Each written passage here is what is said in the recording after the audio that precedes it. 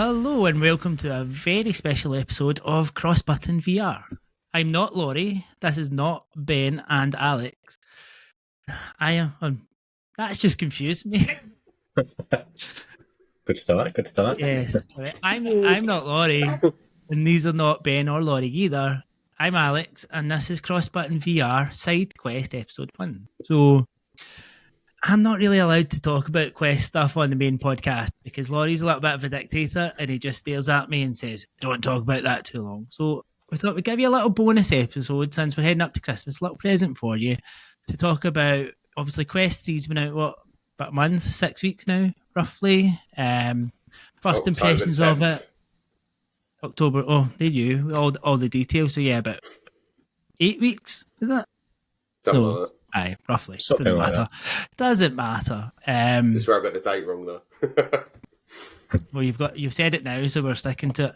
Let's go. So Somewhere around run there. through our first impressions of the Quest, the games that have been out there, what we've been impressed with, what we've not been impressed with, and how it compares to PSVR 2 to bring it back to our PSVR 2 list. So I am joined by, as you can see, I've got Games with T, who you're familiar with, been here before. It's nice to have you back, Reece. Thank you. And Sean, hello. How are you Hello doing? there. I'm good, thank you. On Pleasure to be Holland, here. So Sean's our horror expert and Reece is our FPS expert. So things that we tend to lack on the main podcast. It's nice to have you both here. Nice to have fellow Quest members who aren't going to shout at me anytime I talk about a Quest. Glad to be here. So first up, the Quest 3. Her first impressions. Reece, I'm going to come to you first because you are newest to the Quest 3 because you're 3 weeks? You've maybe had yours now? Yeah, it's about 2-3 weeks now. Yeah, so what do you think? I'll start with the packaging first. The packaging alone surprised me just the way it looks. Thought it was really simplistic, easy to get, open, everything like that. Instantly out of the box, it looks premium. The device itself, the only issue I had was the hand straps, with the wrist straps for the controllers. Everything else, perfectly fine. Looks great. A lot smaller than the videos show it to be. Like I knew it was going to be small, than the PSVR 2, but like first seeing it, I was like, "Whoa, is this even going to fit on my head?" kind of thing. So yeah, I was quite impressed with the size of it as well. Definitely. I would agree. I mean, the first thing when you seen even the few weeks before, was it maybe about a week before they started to see the packaging and see people getting it early and the bigger influencers getting their headsets through, and you're like, that box is tiny because the PSVR 2 came in that big, huge box, and then you get this little tiny thing. How's that all going to fit in there? And I think it does.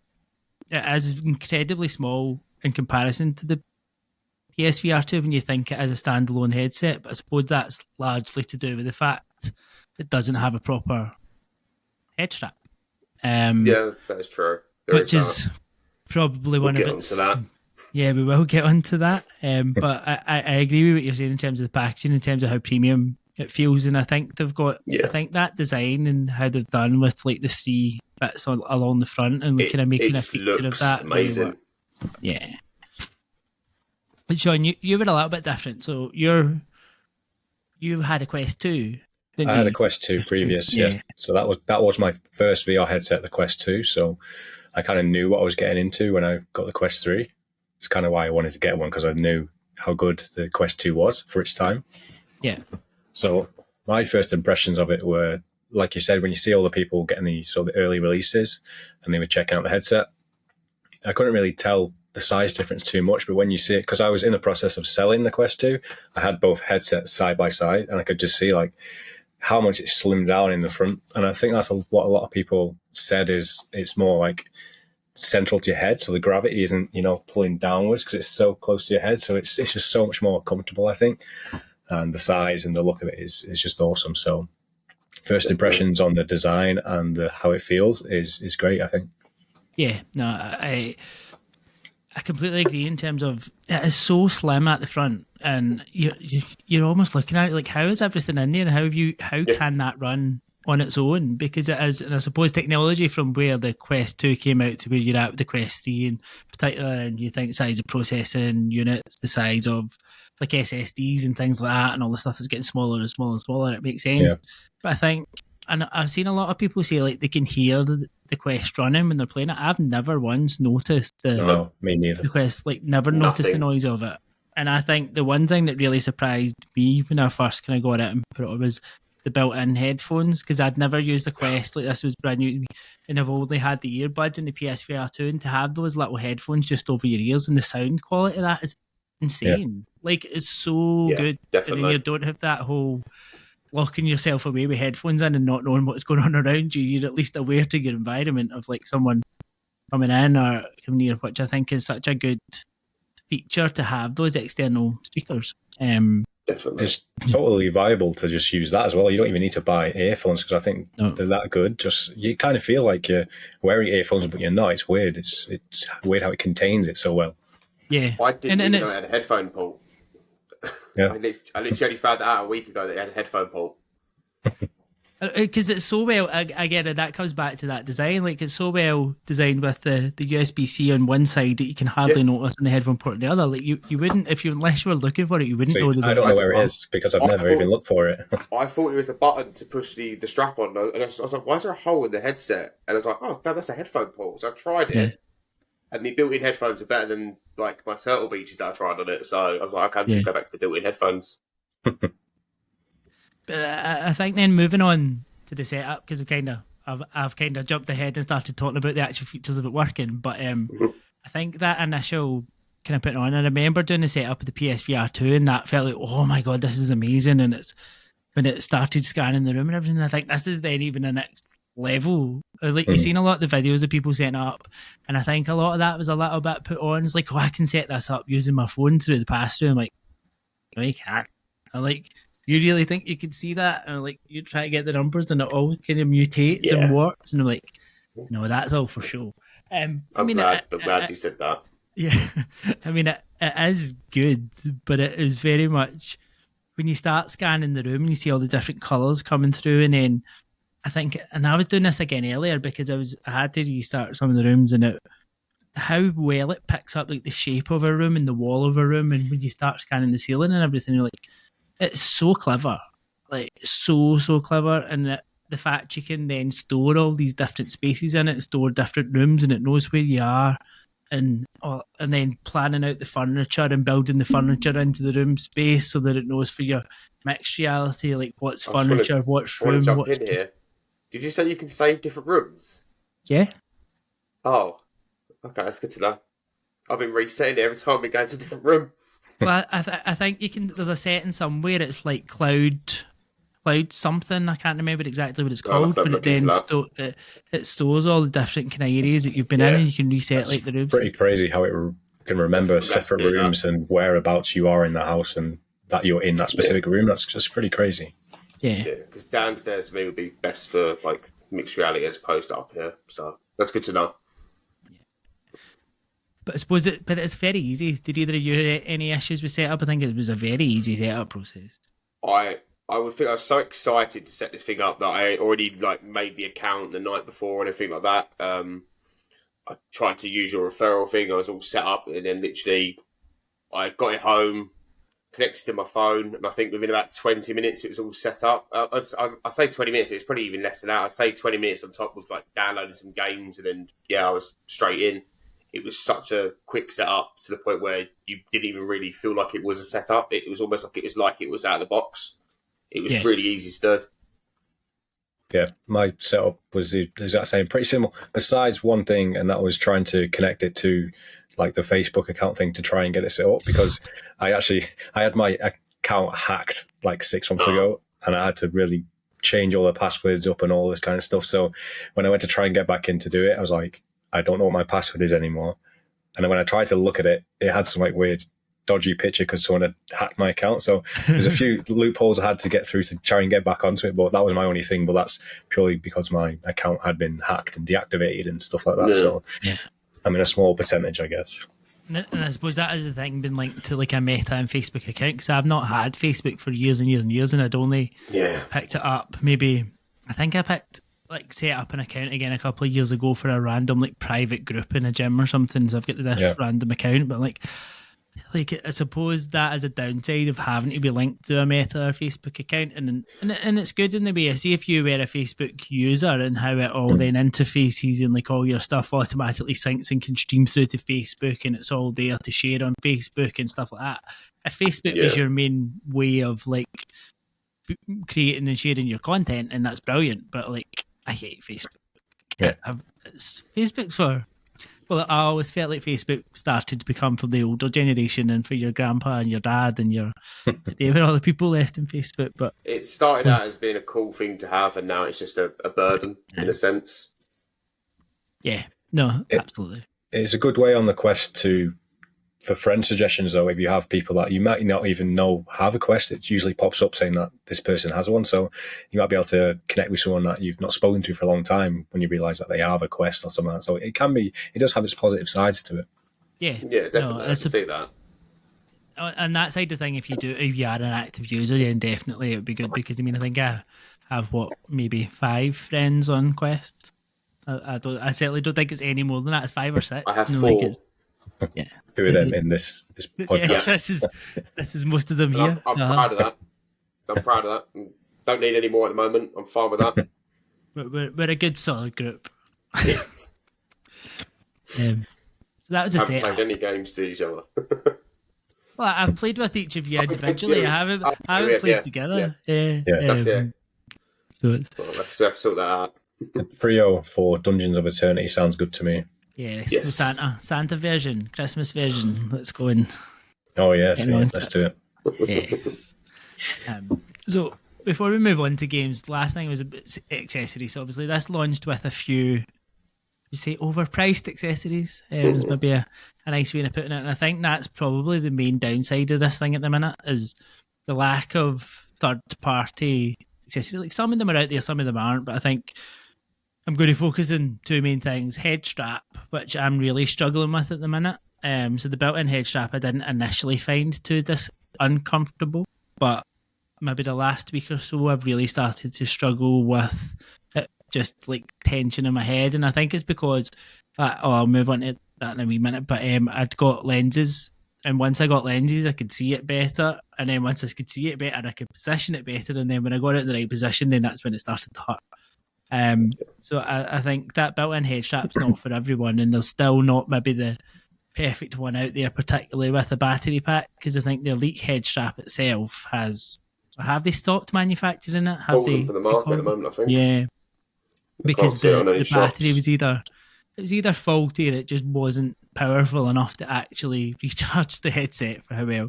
And I think that's been the kind of biggest thing for me, is being restricted to how long you can play by a battery. And I think we've probably each, when we've played together, both of us, or like individually with both of you guys, we've maybe played for about an hour and it's like, battery's going, we need to stop. Yeah, gotta go. Yeah, so it doesn't end with a goodbye. It ends with my battery's about to go. That's it. Yeah. It's a different way.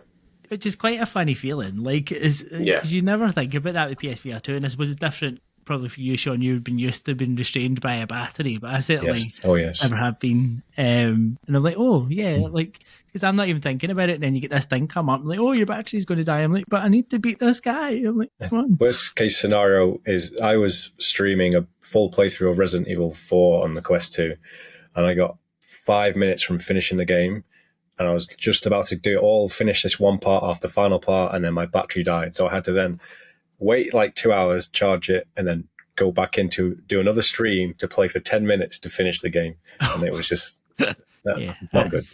That is not ideal. No. But I think for the accessory side of that, like the head strap's not really there, and the actual battery charger or the charging stand for the controllers and for the headset is ridiculously priced. I've been tempted. I said this to you last night, how tempted I am, like, to buy that. And I keep putting it off, and I keep looking at it and go, but it looks nice with it sitting on there. And then I'm like, no, I'm not paying £130 for a charging dock. That in anyone's mind, it's horrendously priced. It's almost a necessity because of how much you need to charge it, and because there's no other ones on the market at the minute. Like, I think they're almost there, but they're not. Yeah. I measured it. It fits perfectly on the shelf underneath my desk. I'm like, makes it even worse. Because I'm coming from the Quest 2 where I've already had these problems in the past, I did buy like an Elite strap for it, but I never bought the power pack for it, but I never got a charging dock either. So when this one came around and I saw the chargers and the battery headsets and stuff, and I was like, I think because of the previous experience, I'm going to wait till I know which brand has the best one this time around. And I think the only one that was really being marketed on launch was the Bobo one. Yeah, which I believe people have been having problems with the battery in that as well. And my previous one on the Quest 2 was the Kiwi, so I've kind of been waiting to see what they bring out. Yeah. So I'm in the position to now be like, I can wait a little bit longer, I can endure until I find the perfect one. I find like when you play it though, it's an optimal amount of time. Sometimes, like it's not always when you're playing with other people, not so much. But when you're playing on your own, like I can play a game for an hour and I can come off it. That's fine. But I have been contemplating buying them either like battery straps that you can put around your neck that are like, and then you can plug it in. I have been tempted to pick one of them up, but then at the same point, I'm like, when I finish that, I just go on the PSVR 2 or do something else. It's not really a big deal. It kind of helps limiting it a little bit, I suppose, as well. Because I feel like if I had it, I would literally just probably play it for quite a long time. Yeah. So yeah, I think it's a good thing in some senses at the moment. Yeah. I agree, because I think when you play in the PSVR 2, it's very easy. And I'm not going to mention a particular game, but there was a particular game where I was very bad for sitting playing for far too long.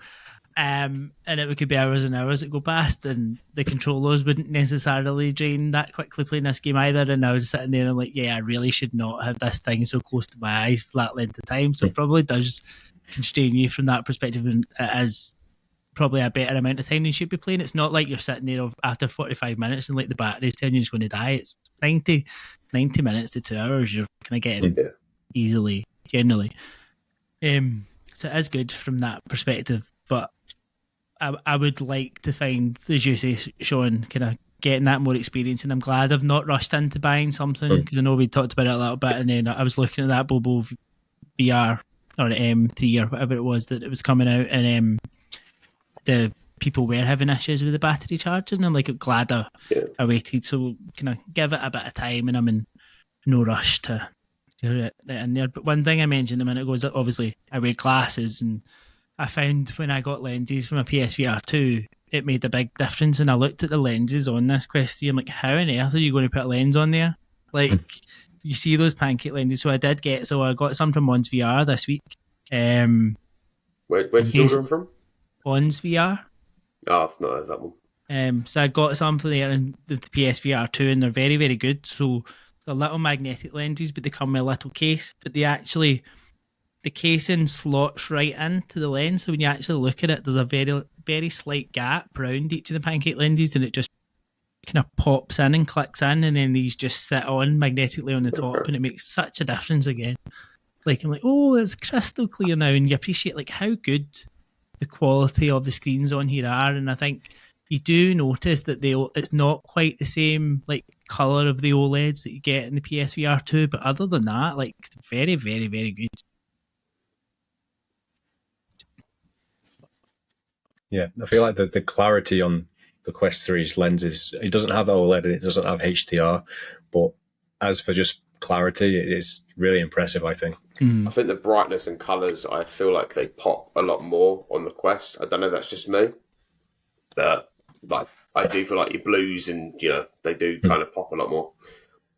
Maybe that's the case of the actual HDR in a game is sort of set to be darker in certain instances. I will ask you more about them lenses at some point. They're very, very good. I mean, I'd definitely recommend lenses for any headset now. Like, you can wear your glasses with the headset because it has the adjustable face plate or face. I always get anxiety doing that. In case you scratch the lens, I think it's probably a bit easier to do that in the PSVR 2 than it is in these, because the lens is almost set back for the little plastic bits around the pancake lenses on here. But if you scratch it, you're screwed, really. So you don't really want to go out and buy another one, I suppose. Yeah, exactly. But I think that's the boring bit, right? We've done the hardware, and what we really bought this for is the games. We'll maybe come on to that a wee bit more later. But I wanted to talk more about, and I'm saying I've written this on the document here as exclusive games, but I'm not really talking exclusive games. I'm talking games that's not on PSVR 2. And And I think probably the biggest one at the minute, and I know I've played this and you've played this, Reece, but I don't think you've played Assassin's Creed yet, Sean. No. I'm hoping Santa Claus brings me that one this year. So Assassin's Creed Nexus has probably been the biggest one that's launched since we've had the headset, and is probably one of the biggest VR titles in general that's been in a wee while. Yeah, I think that's fair to say, like from one of the biggest publishers, other than if you could probably call the Mountain and the Resident Evil games are your other kind of big AAA games, and Turismo 7. But this is one that's quite highly anticipated, and it's not really disappointed. I don't know what your thoughts on that are, Reece. I think it's very good. I think it works. It's a lot of fun. Yeah. I think, like for me, with the parkour, I didn't expect it to work the way that it does. That was the only thing. I thought I would have to actually, like jump on my own accord, like jump across stuff, as opposed to going to a ledge and pressing the button, it jumps for me. I think that was the only thing that made me go, oh, okay. But then, even though at first it kind of shocked me, it works so well that I don't see it as a criticism. I think it's done in a way that it feels natural. Like it's almost like your brain goes, yeah, I'm at this ledge, this is what I'm meant to be doing. And is it done by following where you look? I think so. Like you go to the ledge and like it'll stop you at the ledge. You won't fall off. No, you don't fall off it. You just press X and then you'll just go straight across to wherever you're looking. But any ledges, if you press the X button, it'll just do the jump. And it works in a way that I think it was probably the best for them when developing the game. I think they probably tried normal jumping and just thought this is too much for a VR setting for people to keep making mistakes. Because even when you do that jump, you can still make a mistake because you might jump too far and you've got to grab, and you forget to grab, then you're going to fall anyway. So I think in their perspective, that's probably the best way to make it. But no, I think it works really well. I've only done the tutorial, and I think I got so just wild out just looking at the homestead from Assassin's Creed 2. Because without going too much into it, you go to that bit and you can look around, you can see that area, and I think one of the best things to me in VR games is seeing something on a game that I've played before and experiencing it in VR. And I was just running around going, "Oh, this is that place," and just looking at all the people, and there's so many people walking around as well, and all this on a standalone headset was, I think to me it's pretty mind blowing. Yeah. And I think that is the key thing when it is on a standalone headset. And I'm not sitting here going, oh my God, it looks amazing. It doesn't. Well, that's unfair. It doesn't but it's not like mind-blowingly good looking. But you can tell it's been a bit of a passion project. You can tell the people that made this really, really cared. And it takes you back to that proper Assassin's Creed, like a bit like Mirage has tried to do in like the flat versions. It is you being an assassin. You're investigating, you're puzzle solving, you're doing those leaps of faith, you're just living that assassin dream almost, like for people that enjoy and love stealth. And I agree with what you said. I wasn't sure how all that parkour was going to work, but I think how they've implemented it is very good and it's very fluid, and I think it's probably the best they could have done, and they probably did try various iterations of it across the life cycle, but where they've landed, I think, is a very, very solid game. And it's probably one that's going to really resonate with like Assassin's Creed fans. I mean, other people that's maybe just coming in that don't either like the stealth zone or don't have that much of a affinity with Assassin's Creed maybe wouldn't be like blown away by it. But it's nice to see a developer like Ubisoft come out and do this, and you hope to see more of that across all of the headsets. And I'd be shocked if we don't see this come to PSVR 2 eventually. Surely this is going to be a timed exclusive more than anything. I hope so. Next one we've all played. So Sean, I'm going to come to you about this one and give us your impressions of Dungeons of Eternity, because this is one of the ones that's probably quite hotly anticipated. Yeah, so this was probably one of the first games I played on the Quest. I was just looking for a game where I can just smash people up with axes and bow and arrows, because it's one of the bigger action games that was out on launch, and it's co-op as well, so it's one we could play with other people. So my first impressions of that were trying to figure out what the hell to do at first, because there's quite a learning curve to the dungeons and the map, and if it's procedurally generated and all that kind of thing. But I was having a good time with it, and once I was playing with you as well and started to learn how to play it and get a bit of loot and figure out the mission structure, then I was starting to have a good time with it. I haven't put as much time into it as I wish, but there's 3 of us now, so maybe we'll get some progress in on it. But overall, I've been having a good time with it. And for a standalone game, it looks nice and it plays nice. Yeah. And I think it was funny that first time that me and you played it, like, what the hell are we doing here? And you're like, you're trying to work out like what's going on. I don't think it's that good at telling you how it works. That's probably my biggest criticism of it. But when you actually get into the gameplay of this game, it's a hell of a lot of fun. Like when you've got that axe, you chuck it towards one of these skeletons' heads and you flick it back towards you, like a bit like Kratos. You're like, oh, that's fun. Or if you hit a good shot with like the spears or the arrows, or like when you get some of the magic and you're just like, yeah, I can see why people really enjoy this. And I think, although that first time we did play it, I got stuck in the other side of a dungeon and couldn't get back out. So you're on one side of the room, I'm the other. Like, what the fuck is going on here? Just looking for enemies and keys and things. Did I pass you the key through the glitch door or something? So I went and opened the chest and everything because you managed to get the key to me, but I could get back out. So I'm like, I'm stuck here. That's fine. I just watched your silhouette grab all the loot while I was stuck behind the door. Yeah, you're like, well, we're done. We've got all the souls. But it's quite nice to have like the different game modes and stuff, because I think that was a lot of working out how the game modes work. And me and you were the same, Reece. I think we were like, well, I had done it. Ended up because some of the ones I'd done with Sean, I ended up doing with you, and then there was some that you'd done that I hadn't done, so it worked out quite well that way. But I mean, we had a good few games playing it and probably started to pick up a bit better and started to do some of the customization and stuff, and still couldn't quite work out where some of the points came from and things like that. But same. The customization stuff, I think, is the thing that's confusing me the most of it. Like, I'm like, how do I get better armor? I don't want to wear this potato sack the whole time. And that's the only thing I think that keeps putting me off, in the sense, like, I'm constantly, I don't want to look online for a guide of how to do something. I want to experience that side of it myself. Well, it's like you said with VR in like short stints. A lot of the time you just jump on for an hour, and with a game like that, I feel like jumping on for an hour, 90 minutes might not be enough for you to do enough to learn and then remember when you come back and do another 90 minutes. So it's just a part of VR, I guess. Yeah. It's one of those ones that you could as well. You could spend a whole night playing that because it's just it's fun to play. The first night I played that, I definitely could have played that the whole night. If my battery didn't run out, I would have carried on playing that. I don't know. It's very addictive gameplay.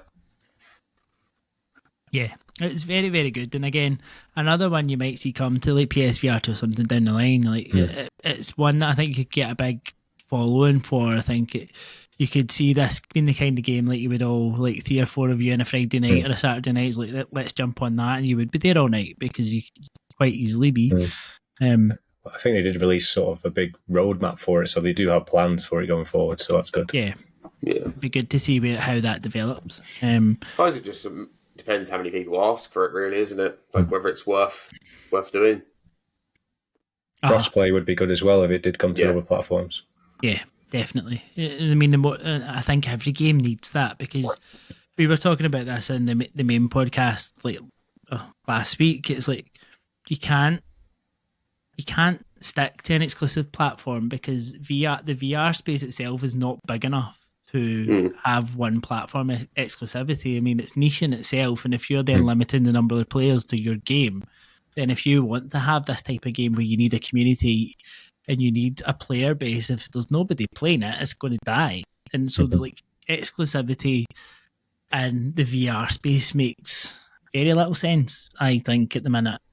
Doesn't mean it won't in future times, and it doesn't mean timed exclusivity isn't going to work, but I think everything generally needs to be timed, other than Sony's first party games, because that's never really in Meta's first party games, I guess, because Meta really is.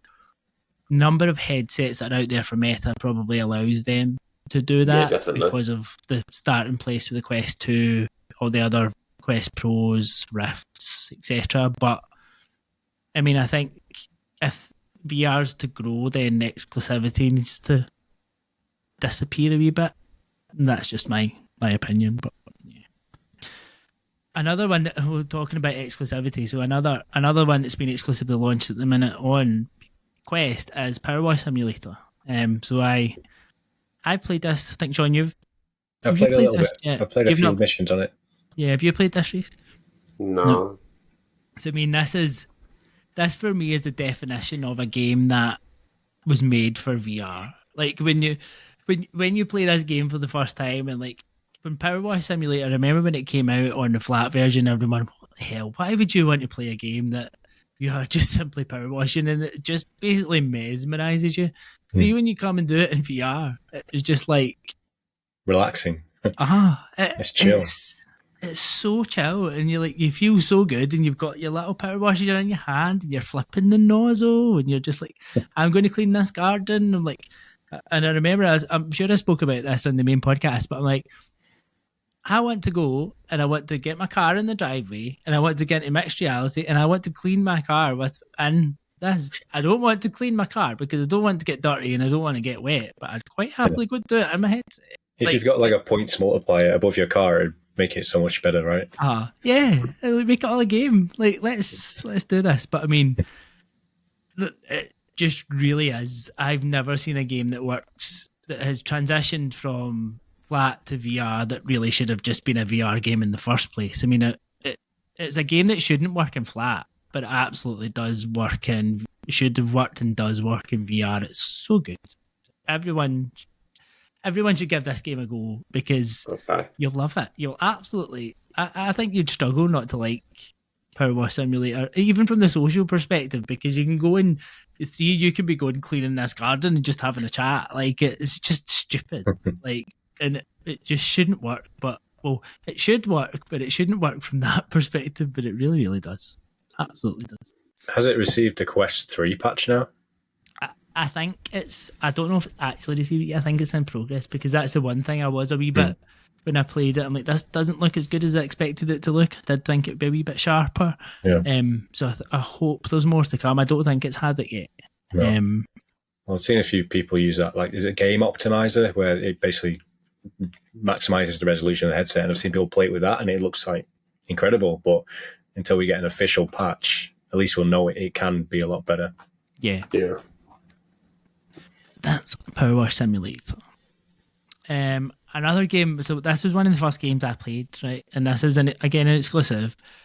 I don't know why this is exclusive, it just seems really daft, but it's probably a game that neither of you are interested in, but I love a rhythm game and I love Sega. So Samba de Amigo Virtual Party is just like the perfect game for me. Sitting there shaking my maracas to a Sonic song or to a generally really, really good soundtrack. So I say this in exclusive. It's technically not an exclusive. It's a VR exclusive because it's on the Switch. So the VR version is slightly different. It's slightly different modes and stuff as you'd expect. But this game is a hell of a lot of fun. And it's a good laugh for like making like little short videos and stuff out of. Like, so it's got an MR mode, it's got a battle royale mode, which you've never really expected a game like this. So you play through different songs and you're getting ranked against different people across the world as you're playing like in each song, and then the bottom 5 will like drop out after each song, and it's all about the best one to kind of get to the top. The silhouette of hundreds of people in maracas. A little bit. It's almost a bit like kind of Tetris 99 or something. You've got all the different kind of bits going on around about you. But it's like you just go and I'd never played any of the Samba de Amigo games before because I've never. No, me either. Same. But I thought I'm going to try this. And I do like you get those maracas and you can customize them. So my maracas are like 2 ice cream cones. That's what they look like, and you unlock all these bits as you go along. But like the MR mode turns into like really crazy mini games. So one of the mini games is just all these random characters at you, and you need to high five them all as they're coming towards you, or like the whole room like disappearing as you're going, or entering into this like Sega museum. But then there's a main career and campaign mode as well. So like it's just that perfect kind of rhythm game where you feel like it's a shame that it's not. Try to think of the way to put this. Like, it makes you do such daft things. It was a shame that it's not more of a kind of party mode to it. You can play it in a kind of party mode, but I think that's where the PSVR 2, I like that you have it on the screen all the time, or you can have it on the screen so people know what you're doing. I know you can cast the Quest to like phones or to PCs or whatever, but it's not as easy for everyone else to know what you're doing. Whereas I think if you were playing at the PSVR 2 and you could have the TV on and people can see what you're actually doing, it'd be far more funny. But I think that would be a good addition if and this is probably something to do later on in the podcast, but if the Quest just had literally a 2 smart TV cast straight to the TV, it would be a lot better. Like an app on your smart TVs. Yeah. So that's one again. That it's getting there, isn't it? So another one that me and you have played, Sean, I'll let you kind of take this one away, is Demeo Battles. So this one is, well, it's not a Quest exclusive because it's on Steam as well, and it is coming to PSVR. Battles is only on Quest, I think. Is it not on Steam? I'm not sure. I don't think. I know Battles it's definitely coming to PSVR too. I know that much. Yeah. But yeah, so me and you have played this one. Yeah, we played maybe 2 or 3 matches, I think. Yeah. And I played a little bit of the original. A few guys have probably actually played more of the original than I did. But I think Battles is just a lot better in the way that it's a lot smaller scale and a lot less time consuming to get into it. I think the matches are about 15 minutes. And so you can just jump in and have a match and not be stuck to your screen for like a whole 90-minute match or something like that, which you can't really do that on the Quest. If your battery's going to die, you could get 3/4 into a game and then realise that your battery's going to die. But with Battles, it's contained to, say, 15-minute battles with there's like a fire ring around the map which slowly gets smaller and smaller, so it's kind of like a battle royale. Yeah. In a way. But I think we've only really scratched the surface when we played it, but I think there's quite a lot to it. So I think by playing it, you're going to learn more about the game, and I think we had a fun time playing it, I think. Yeah, we did. And I think the takeaway for me is that smaller time per game just makes such a big difference. So, like, Demeo itself is such an impressive game, but it's too big in terms of you can play that for like a weekend, like, and you're rather than like an hour, and you're never going to get that. I don't understand how that would ever work on a Quest, but this game just feels perfect now in terms of kind of going in, the tactics of it, the much smaller map in terms of how you're then getting around this. It's almost more like a board than a dungeon, whereas I feel like the actual main demo was more like dungeons to get through, whereas this is like a board. But it's like so well detailed, and I think that you've got it in mixed reality mode as well, so it is like a tabletop, and you're just then moving your characters around and kind of strategically having these little armies to battle against each other is probably a good way of putting it. And I think it was a lot of fun that night we did play it. Without probably, I think this is fair to say, we didn't really know what we were doing. We were kind of guessing. Total novices, Yeah, but I mean, there's a lot to learn there, and I think just as I'm always impressed by the detail of these games when you go in and you look at the detail of the characters and zoom in right in. It's very high fidelity, I think, that game. One of the best sort of for sharpness. Yeah, absolutely. Have you played the original Demeo, Reece? I've not played either of them. When I first saw it, it didn't look like something that would intrigue me, but now with my task of trying to play every single PSVR 2 game, I probably will get round to trying it eventually. And maybe it'll surprise me, because there is a few on there that I've played I didn't think I'd like and surprised me. So yeah, I'll get round to it. I think because I wasn't sure about the original one whether I would like it, but I think it was that I was impressed initially by, like as you say, Sean, the resolution and everything in the PS2R version of the PS2R, PSVR 2 version of the original one. And obviously then I had a kind of sense in my mind of what this should look like when I played it on Quest, and I was impressed by how clear it is and how much detail it still managed to process and get out there. So it was really zoom in, can't you? Like you can zoom in really small on like all the little miniatures and see all the detail. And when you in like a normal playing space, they're literally this big. If you're watching the video version, they're tiny. So but it's definitely a good addition, and I think they've done the right thing in kind of tweaking that formula, and there's still an audience for that bigger game. But I think this is far, far more accessible and the right idea, and I think it'll do well when it comes to PSVR 2 in the future as well. Yeah, it might steer people to the original game once they've got the grips with the game. Yeah, I think it definitely will, because I think once you get, as you say, you get to grips, you get the understanding of what it's all about, and then you're like, I love this short form version, but you probably got people who love that kind of Dungeons and Dragons type thing and the deeper detail to it and want to go into the bigger version, and I think that will just kind of the starter for 10. And that's Resolution Games. So as we're talking about Resolution Games, another game that they have just coming out this week that I've been playing is Racket Club, and I don't think either of you have had access to this yet. No. So I'll just...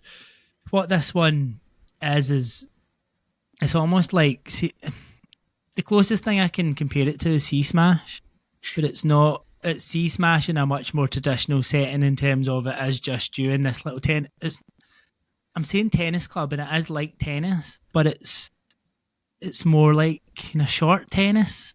That's a good way of putting it. So you're in these smaller confined courts, and it's like it's hard to describe what the actual game is because it's not squash and it's not tennis and it's not short tennis, but it's like you're on a little court and it's generally either 1-on-1. I think you can play 2-on-2, but it's hard, and it's kind of, as it's called, like Racket Club, it's kind of focused towards being a more social game. So you can go out into like the tennis club and you should go out onto all the courts, and when it's in its proper access, it will be all the other people there, and you can go and meet people, you play a game against them, you rank up, and that's how it'll...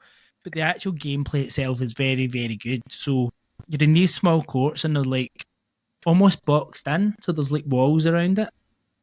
And when you're playing it, the ball can hit off the walls as it bounces over the net. So to start a game, you do a little thumbs up. So you just stand there and you press the button, it does a thumbs up a little, and that's you going. And rather than... You do serve, but the ball is just like... The ball just appears in midair and you just hit it to serve. So you need to get it over the net, and you've got two sections, almost like a serving box, that you need to... You can't double bounce in that box, and that'll like lose you the point. But as you're then building up a rally, you can either win... You need to get to 11 or 12 to win a set, but you can win up to 5 points per shot. So if you're serving and back and forward, it'll like build from 1 to 2 to 3 to 4 to 5, depending on how many shots you've hit and built up as you're going. And then if you get to 5, that's what they call an ultra rally. And then if you win that point, you get 5 points. But it's quite a quick game. I find it quite difficult. So obviously, when you're playing it pre-release in this type of game, you're playing more the kind of career mode, and the career mode's like a typical career mode of this type of... Like if you think of a traditional tennis game, it's like you go and play like knockout tournaments, and you need to win each tournament to rank up to get access to more tournaments. Whereas because it's slightly different in getting it, it's very easy to hit the ball out the court or to just hit it too hard. Whereas I was then hitting it too soft and I kept losing it. It feels like it's either very difficult to master or the AI level's just not quite right. And I think when you're actually playing it against other people, it'll probably feel better. But it feels very, very good. I think this could be a really good game for people to play socially when it comes out. But all I can judge it on at the minute is the actual gameplay and the tennis game itself, and it feels very, very, very good. So it's one with it being sort of more boxed in, do you feel safer in your surroundings playing this game, especially on a standalone wireless headset? Do you feel like you could play this and not destroy something in the house? Because you're not moving. So basically, you don't really need to move because there's no side to side in it. And I think if you're playing this in doubles, you would have this half of the court and they would have that half of the court. So it's very much like you can play it seated, I would say. Like, I don't think you're necessarily... And the ball's not going that high because if it bounces, you're not going to hit anything in the ceiling. But what's quite good about it is you just need to track. Also in the standalone headset, like you can hit it off. Like if it's gone behind you, you can hit it off the back wall and it will bounce back over the net. So you can kind of play it almost 360 to an extent. But if you hit the back wall first as well and it doesn't bounce in the court, then you lose a point too. Slightly, it's just a nice little take on it. I think it's really well done. It looks really nice. It's quite crisp. The character models are quite good. I don't know how it then develops into like bigger tournaments and courts and stuff like that because I've not got as far into it, and I don't know how it'll feel when there's like loads of people about the clubs. They did do a kind of scheduled event on Friday night by my Christmas night out, so I couldn't go and play with like other people playing it, but I think this could do quite well. I would recommend, probably from what I've experienced so far, I would recommend it. I think it's hard to know until there's other people to play with, but yeah. When does it release? The 14th, so is that Thursday? Next week sometime. Yes, the next week sometime. Yeah. does. So that's Racket Club. I'm going to come to you now, Reece, because as I said earlier, you're an FPS person, and that was probably your main reason for buying this headset. So it's quite 100%. a lot of FPS games on the Quest. Yeah, I've bought a lot of them so far. So, do you want me to just crack on with what I'm playing at the moment? Let you tell us. So, one that I could no longer wait for, which is meant to be coming to the PSVR 2, but I refuse to wait any longer, and that's Ghost of Tabor. I couldn't. I had to get it, and I do not regret my decision. You can see that it's a game still in development. You can definitely notice that. But the amount of work that's went into this, just the sheer passion that they've put into this game is crazy. And it's made me rework how I reload guns in VR. So, like, simple, like, from, like, the MP5, like, you literally have to clip it in and lock it into place before you can reload the gun. It's taken everything from, like, Pavlov and made me go, that's all wrong. This is now how it needs to be done. It's basically like, if you ever played DMZ on Call of Duty or anything like that, it's, you know, it's or Tarkov, it's one of them extraction shooters. Although I've still not figured out how to exfil yet, so that's still probably not going too well. My first match, I walked over a mine and instantly I wanted to try again. And yeah, I just keep, no matter how many times I keep dying, I keep going back in, but the aiming feels good, the shooting feels good, the sound, like when you shoot your gun, you hear the echoes, and it's just, yeah, I'm so into that game, I'm lost in it. And even now talking about it, I want to go back in and play it. So I can't wait to see them bring it to the PSVR 2 because I want to see it on a full developed scale. I've seen videos of it on PC and it looks a lot better than it does on Quest. But I believe they are doing like Quest 3 updates. But yeah, that's one that I'm losing a lot of my time in, definitely. So that's the first one I've jumped straight into. And the other one, which I heard a lot about, was Contractors, which is, again, that's more of a short form FPS game. It's, you know, you've got your search and destroy, you've got some of your horde modes, you've got zombies, you've got your team deathmatch, your free for all, capture the flag, domination. But the thing that blew me away when I loaded it up is that there's the modding community have made maps on it, so you can play all these maps from other games that people have made. So I'm walking around Call of Duty maps in VR, and it's like I said earlier on with Assassin's Creed, experiencing a game that I've played so much before in VR for the first time. Like I was walking around Nuketown on Call of Duty in VR, and I'm like, oh my god, this is the bus, and this is the house that I used to walk in. Like, it's so surreal to experience that. And again, like just the way the FPS VR games are done on the Quest and having all your weapons on your chest and everything's down here, like the way they've fully stacked it out, but it works. Whereas like everything else I've played before that, it's gun on one hit, you know, maybe a grenade here, and that's it. Whereas these are like, you feel like you have this tactical vest on, you feel like you're in the game.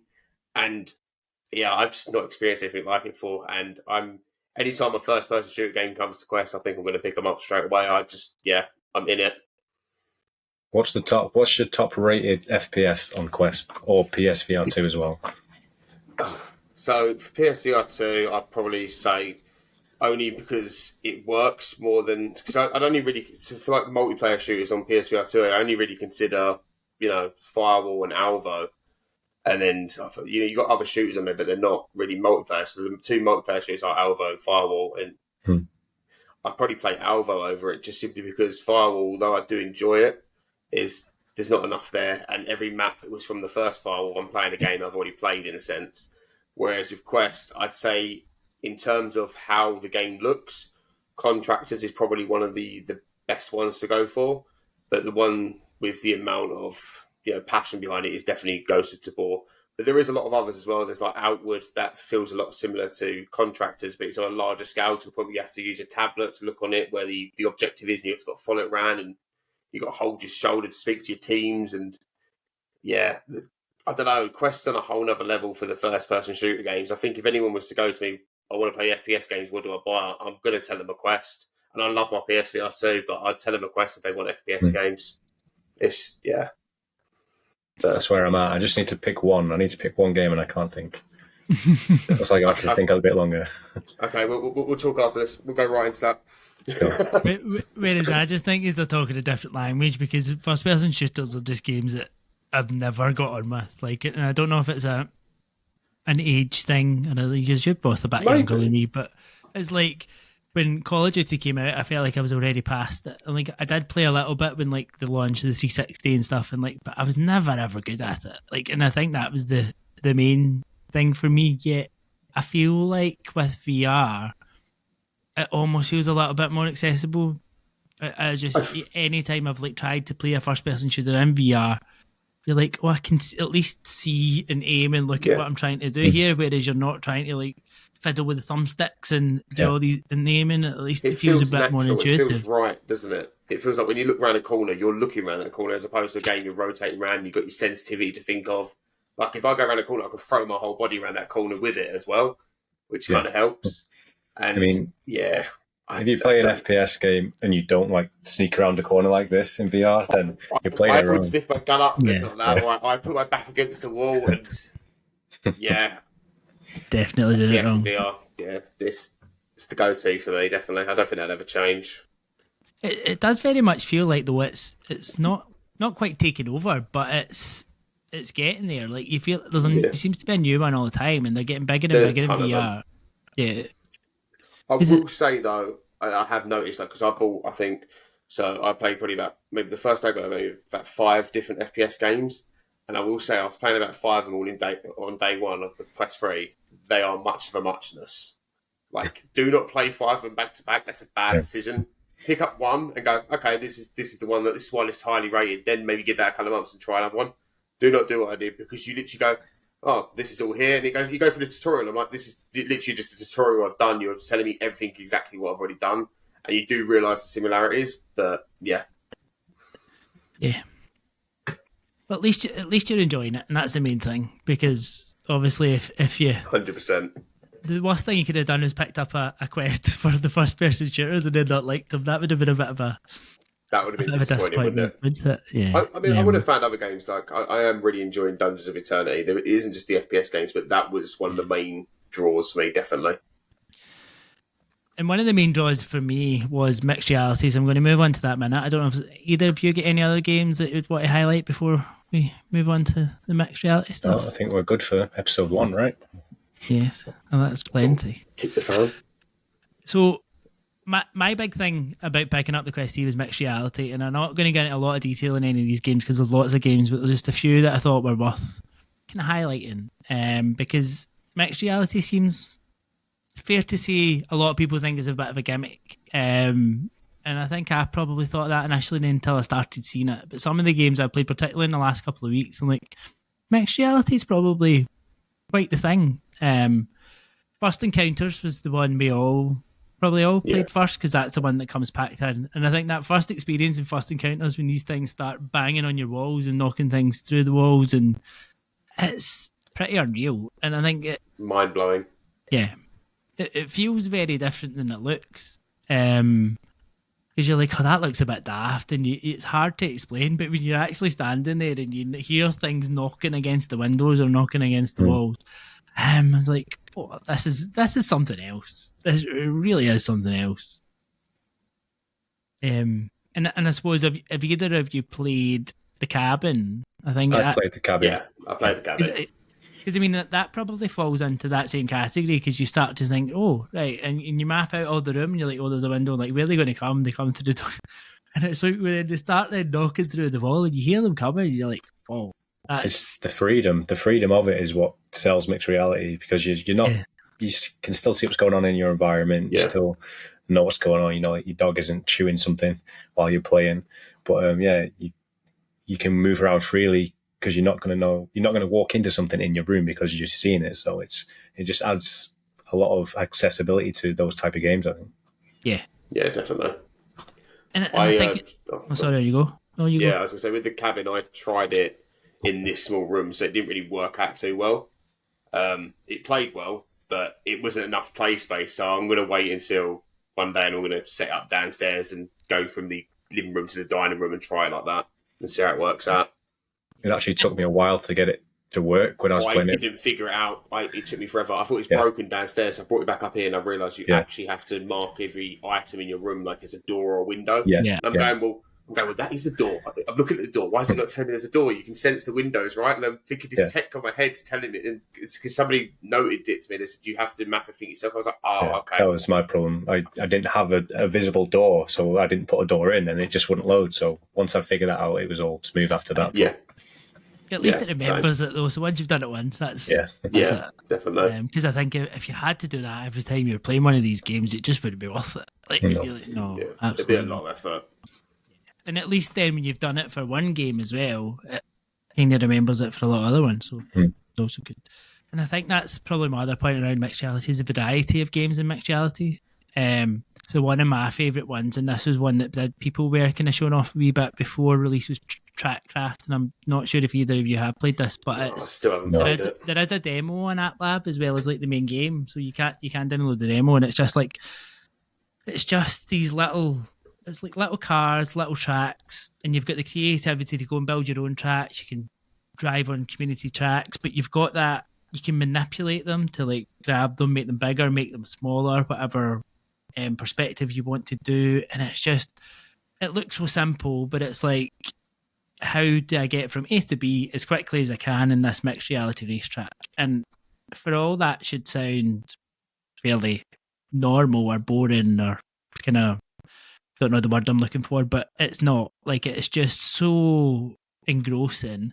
And I think then when you start to like map out all the different realities and spaces, you can start then using the freedom of driving the cars over and around your rooms and up your walls and over your ceilings, and it opens up. You see, it becomes so accessible and so like, I think the thing I've found about mixed reality is that, and this is probably a bad thing, but I'll sit and play some games that you don't necessarily just think or concentrate on in mixed reality in a room with other people and have a conversation with them while I'm doing it. And you forget you're sitting there like an absolute knob with this headset on talking to them because they can see you, but you can see them, but all they can see is you sitting in that headset on, and you forget. Which is quite nice to find a wee bit more time to play these games, or if you're maybe like sitting with your significant other who wants to watch some shit on the TV, and you're like, well, I can put this on and play that while you're doing that and still be kind of in the room. Especially when you use hand tracking, because you don't have the controllers and you're kind of just grabbing things and you just get totally immersed. The first time you use hand tracking, wow, that's all I can say for that. It's just wow, blew my mind.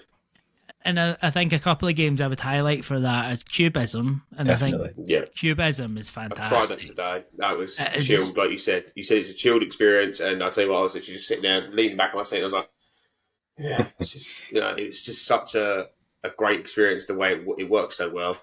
Yeah, and it's one of those, like, you could be sitting there scratching your head for about 20 minutes. I'm like, I've only got 5 pieces here. How on earth do I make this shape? And you're twisting it, and it works so well. Like, that was literally me. I was trying to record an on-screen review, and I got like 2 minutes in. I was like, I can't figure out this puzzle, and I'm on level 3. So I just bailed on the video because I would have been stuck there for like half an hour doing this really easy. You didn't want to look silly, did you? Yeah, so I was like, stop recording. Come back to that later. Another one I was playing today. So this was on. This was shown because they're doing an update of this in early January, February. It was on the Upload VR showcase last week. It's Just Hoops. It's the basketball game, and it's based on like those like basketball type games you could see in an arcade where it's just you with the ball trying to fire it into net all the time. And I was playing this today, like, this is so much fun. Like, you're just like trying to get a high score on all these and it builds up your different levels. So the first one, you're just you in like this quite big hoop, and you're just throwing it in, and you can hand tracking at the minute is like experimental, so it maybe doesn't work quite as well as if you're using the controller, but you can just be you hold your hand towards the ball, it pulls the ball towards you, then you're just firing it into the hoop to get as many as you can in 60 seconds and build Simple, up your satisfying. And it's like every one you get in a row, it builds up your combo, so you get a higher score, and then at the end it puts you straight on the leaderboard, so you see where you're at leaderboard and you just want to go again and again. And each then level kind of gets a bit more, it's not daft, but harder. So like some of it will, like the basket will go forward and back, or like you'll have one where like the first one's worth 2, and then it's 4 and 6 and 8, and if you miss it 3 times, it will go back to the previous one. So you need to like almost get them all in one to complete it and things like that, or it will move them. And it's all again in mixed reality. I think you can maybe turn mixed reality off, and it's got different worlds that you can, different themed worlds in that. But again, another really good example of it. And even to that, another one that I really enjoyed in mixed reality, which wasn't as a game I think we've all played in virtual reality, was Ghostbusters. Because when Ghostbusters Rise of the Ghost Lord came out, we were like, this game is good. There's a few bugs in there, but it doesn't really have the content. But I think where this excelled on Quest was because it had this additional mixed reality mode, which was just a little bit extra, and you'd all those little Stay Puffed men were really annoying in the game when they come and hit you on the gun, but when you're playing like trying to fire them against the big giant marshmallow man who's trying to take you out in mixed reality, it's another one of those, rather than being like the best mixed reality mode, it's just one of those experiences where you're looking at it like, how the hell is there a giant marshmallow man in my ceiling? Like, it's just mental. I gotta admit, that mode did make me feel like I was missing out on the PSVR 2 version. Like when you shared that video and I was watching that, I did feel like I was missing out from a perspective. Yeah, definitely. So maybe I'll try it one day. Yeah, and I think the other... It's a shame because I don't think you'll ever get mixed reality in PSVR 2. They're just not... No. It's not what it's built for. Like, it's not what they're ever going to focus on. And I think the Quest is ideal for it because of the freedom of it being standalone. And I think when you see people to be able to move around. Yeah. Well, the cameras are black and white, aren't they, on PSVR 2, so that could be a bit strange. It would be very weird. Like, it definitely would be very weird. Is there any other kind of standout moments you guys have had in mixed reality stuff? Not one I've played, but from what I've seen, that piano vision looks like it could be really cool. Yeah. I've played a little bit of that. But I wish I had an actual piano.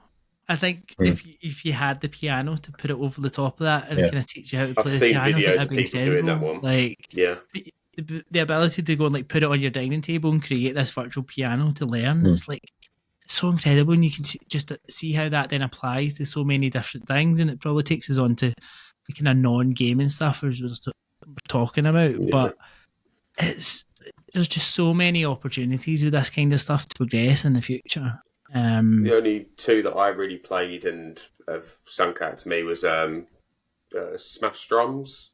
That's good. That was pretty good. That was pretty good in mixed reality, and also the one that I told you about, Toy Monsters, where it basically feels like Plants vs Zombies in mixed reality. And I always enjoy Plants vs Zombies, so that stuff can stand out. And again, that's not where you use your hand and you grab the pieces, and it works really well, and I do like that.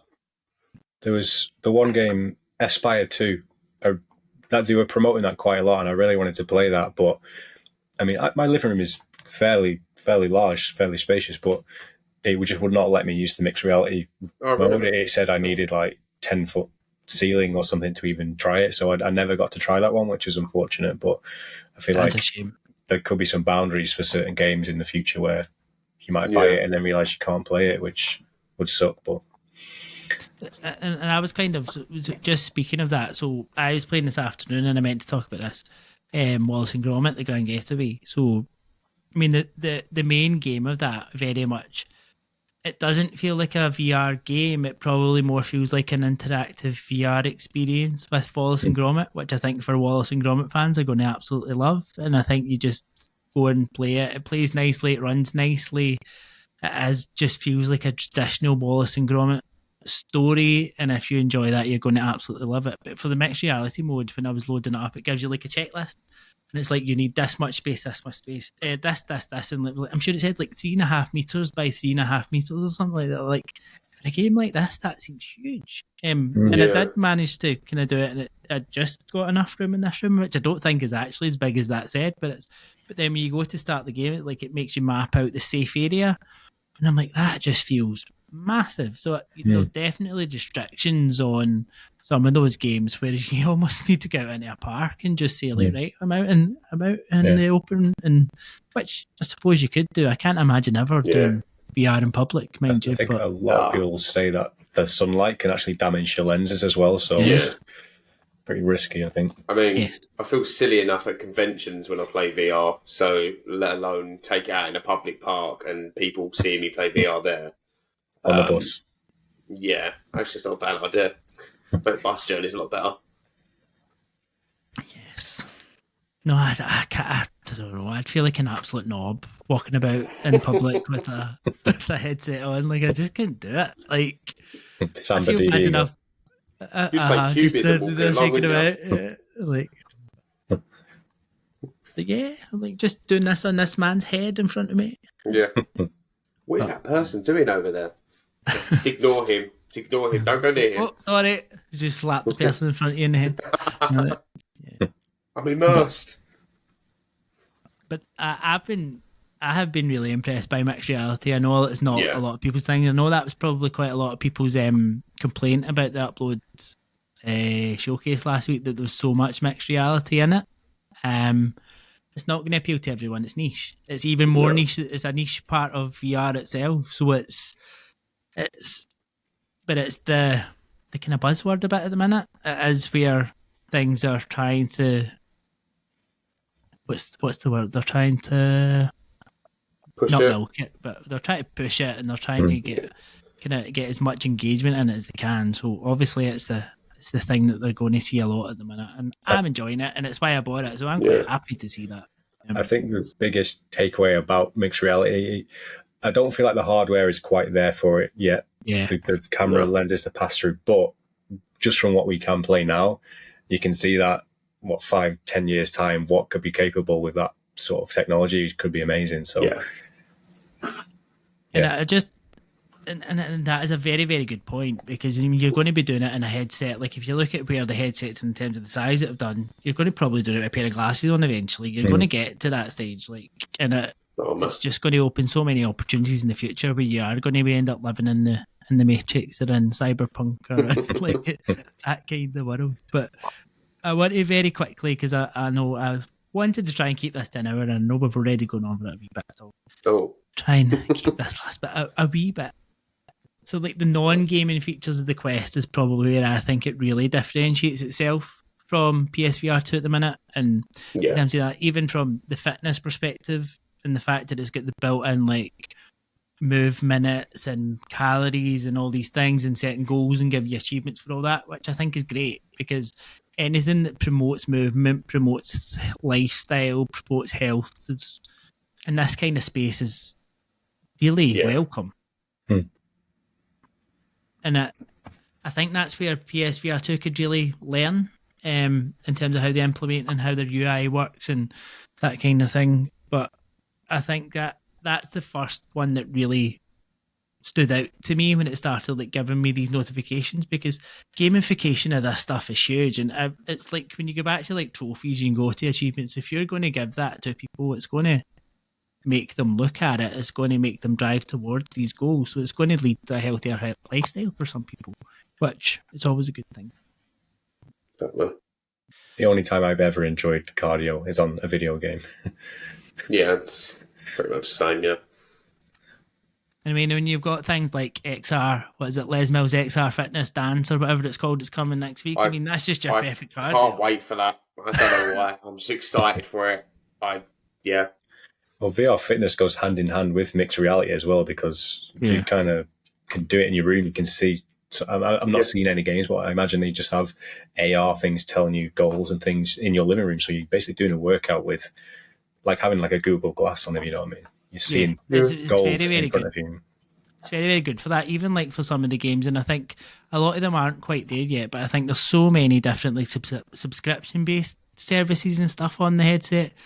And stuff like even your body combats that are on PSVR 2, but with that mixed reality mode, so you don't feel stuck in a headset. You can see your surroundings and you know what you're doing. It just makes it much easier, so that you're not punching a wall or you're not kicking something, or you're not just knowing where you are makes it so much better. Because I keep wondering about it would be quite good to actually do it in a gym. Like, I wouldn't mind if I had, like, the gym to myself, like in a small gym where you could grab a headset on and you've got everything there that you would feel. And some of the stuff that were shown off in that showcase, it was like spin bikes that were built to work with the virtual reality headset, and you just kind of mapped your space around you, and you were then in this, like, virtual cycle, which like the next level up Peloton, really, isn't it? So it's. Or you could have a treadmill and a running game where you have just hand guns, so you could be running and shooting things. Yeah, cool. I think another thing as well, just to say, like with the battery as well, going back to that, it would make sure you don't overexert yourself too much as well. You have a limit as well, so I think that's another good thing to look at it like that. If you did keep the standard battery, you won't overdo yourself. I know you should know your own limit, but some people don't. No, that's true. I mean, I can't imagine I'm ever really going to overexert myself once I get a wee bit Mine's 40 puffed out. minutes on Les Mills. That's it. That's all I can do. 40 minutes and I'm out of it. I'm laying on the sofa. I've put this one in here as crying. I feel like I put this one in here as non-gaming, but this still really is gaming. But it's non-gaming from a perspective as it's not about the games on the Quest. But obviously, one of the huge selling points of this headset, and Sean, you're probably more familiar with this than me, is PCVR, because I've still not really experienced PCVR, but to give you the access to that, and particularly now with the launch of like the Steam Link app itself and making it more accessible straight away, I think it just opens up a whole different ball game, doesn't it? It just adds a lot when you're pricing up different headsets. The Quest 3 is a top tier PC VR headset now, so you've got, if you have a PC and you have a good setup and you wanted a Quest 3 for standalone, you've now got an ultimate headset for it on VR on PC as well. So it's kind of a winning point for both teams. Yeah, absolutely. Because the only game I've currently played on PC VR was the very first game I played on PSVR 1. Because I'm like, when I tried out Batman Arkham, what is it called? Arkham something? The Arkham VR. I think it's just called Arkham VR. And something like, along them lines. That was the only game I ever tried in PSVR 1, and it was a game that put me off PSVR 1 because it just wasn't what I wanted. And then to go and turn that on in my PC and put that on this headset, and I'm like, oh my God, is this what this was supposed to look like? And you're just like blown away. And I want it. I've now bought Half-Life Alyx, and I'm like, I haven't played it yet, but it's sitting there ready to go. And I think it really adds value to the headset to be able to do that, and now particularly to be able to do it wirelessly. It opens up the library massively as well. Yeah. Such a huge library out there, and you're just basically the only games you can't play. Well, Pico exclusives, if there are, I don't know too much about the Pico headset, but really the only games that you can't play are the PSVR 2 exclusives. Everything else is there for you, essentially. Trying to think how many there was. The great thing as well is a lot of the stuff that you do buy on the Quest is cross-buy as well. So if you boot up the Meta Store or the Oculus Store on your PC, a lot of those games are already there to play on the PC version, which is an even bigger bonus, because sometimes I find myself thinking, do I buy this on the Quest or do I buy this on the PlayStation VR 2 if I want more fidelity? But sometimes I can just buy the Quest version and also get the PC version. So it's quite a good incentive. There you go. You got there. I did notice that with I think it's Arizona Sunshine 2. I think it comes with the PC version as well. So I'm like, I might put that, download the PC version and try just to compare them, just to see like how it runs, how well it looks. Because I think it's hard to visualize when you've never really used PC VR how much and I have a decent PC, so to see what that can push out and give me, I'm definitely going to look into that a bit more. Yeah, it is more tricky to get going. I will say that until you get all your settings down for it, it can be a bit of a struggle to get going, especially if you want to record stuff at the same time. So that's the only downside. I can't work any of that out so far in the Quest. I'm like, no, I'll take a wee video of that while I'm doing it, but anything else is just too much at the minute. Yeah, sometimes that's all you need though, is a little video. Just them little clips to showcase them moments. That's all you need sometimes. Yeah, that's it. So speaking of little videos, the last thing that I've kind of want to highlight here is the media side of things. And I've never had access to VR media in terms of as openly as I now have in the Quest 3, and I've watched football in VR, I've watched videos on YouTube, all the films. I'm like, this is unreal. Particularly now with the level of fatalities you've talked about that you have on the Quest 3, some of this stuff is out of this world. And there's so much content there as well, and I think you really then realise And I think the PSVR 2 feels like it's been a step backward from where it was in PSVR 1 and what it had there and what you could access. I used to watch my 3D films on PSVR 1, and then when I found out you can do it on PSVR 2, it was a setback for me, because that's how I used to watch 3D films. So a lot of people, they don't have 3D players anymore, or they don't have 3D TVs, so there's no way of doing that anymore, really. It just feels like they're really lagging behind, and that's... You can, and I know not everybody wants that content, but I think when you have it, it's really nice to have it. Like, because I didn't anticipate like using it as much, but I found myself, I will sit and I watch the football in VR, and even if it is in flat screen in VR and it's not necessarily like a VR game, it's like that virtual like living room type thing and the big screen and the big screen blew me away. It's nice to sit and watch. And I think the thing I like about VR is I find it the easiest way to turn off, like, because I do, and actually I'm saying that my pet peeve is I made the mistake of turning on my WhatsApp and my headset, and like I need to turn that off, because I quite like in the VR too, like when I'm on my phone's gone, I have no access to the outside world and I can just really switch off, but if my WhatsApp's going every 2 minutes, I'm like, well, that defeats the purpose. So that's been like taken back at the headset. It's like, that's why I didn't connect mine. Like, I don't want that there anymore, thank you very much. But delete that. I think it's good to have that content in there to be able to focus on it and then just kind of switch off to the world and be lost in a lot of that there. And I do really feel like the PSVR 2 needs more media. Yeah, definitely. I do think that's a good point. Like, I think it's better to have it and not need it than, to want it and it not being there, kind of thing. It does fall into that box for me. I do find myself watching some YouTube videos here and there, but not a lot. Yeah. I do want to try and watch some movies. I want to get some movies on there and do that at some point. And I suppose people would argue that you don't need it because it's not very social, so you don't really want to sit and watch a film on your own, but I do want to watch a film on my own because I don't want anyone annoying me while I'm watching a film. It closes you off from everything else around you, every other distraction around you, like a noise that you might hear in your garden, the dogs running around downstairs. It closes you off from absolutely everything, so you are fully in that film. It's like being in a cinema in a sense, but not having people talking.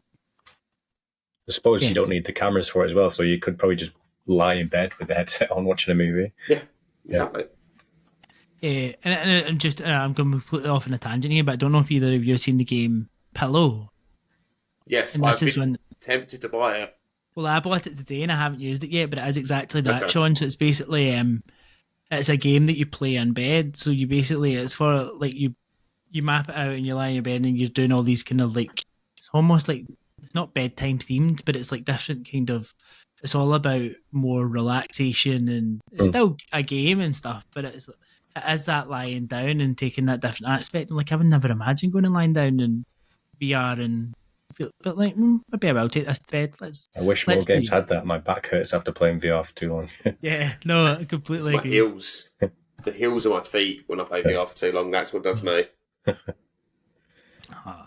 no, I think overall, like, I've been incredibly impressed by what I've seen from the Quest 3 so far, probably more than I expected to be, and if I'm completely honest, it has taken a significant amount of time away from what I played in the PSVR 2 in comparison to what I'm playing in the Quest 3 at the minute. I do find it very easy just to pick up and play. Like, I know with the PSVR 2, you've already got it plugged in, it's so easy to pick up and play, but you still got to turn on a console and take your controllers off a dock or whatever, whereas it feels like with the Quest, I'm in it straight away within like 5 seconds of putting it on. It is very, it's great to pick up and play.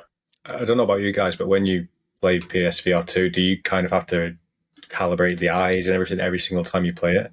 I usually have to end up doing that, So on the Quest, it's just straight on. Yeah.